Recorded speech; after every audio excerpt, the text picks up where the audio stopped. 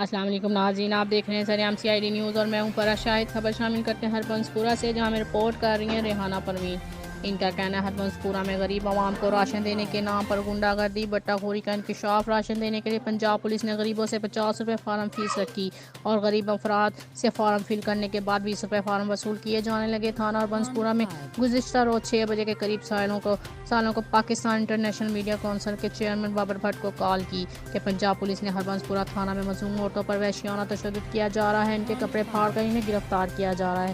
جب survey team وہاں پہنچی تو پولیس نے مین گیٹ بند کر رکھا تھا اور عوام کو گالیاں نکالی جا رہی تھیں۔ ہماری سروے ٹیم نے چوکیدار پنجاب پولیس ملازمین سے مارر اور ایس ایچ او سے ملاقات کرنے اور اس زیادتی کا موقف لینے کی کوشش کی تو ملازمین نے ہماری سروے ٹیم کو بھی دھکے دیے اور دروازہ نہ کھولا۔ تھانہ ہربنس پورہ کے اندر علاقہ کے بدنام زبانہ عورتیں موجود تھیں جن کو مکمل پروٹوکول سے بٹھایا گیا تھا۔ سالوں نے بتایا کہ پولیس نے عورتوں پر وحشیانہ تشدد کیا اور چند بے قصور بچوں اور بڑوں کو حوالات میں بند کر دیا، جس پر عوام نے 15 پر کال چلا دی تو تھانہ ملازمین نے جن نے تشدد کیا تھا وہ بھاگ کے عوام نے میڈیا کے مختلف چینلز کو کال کر دی۔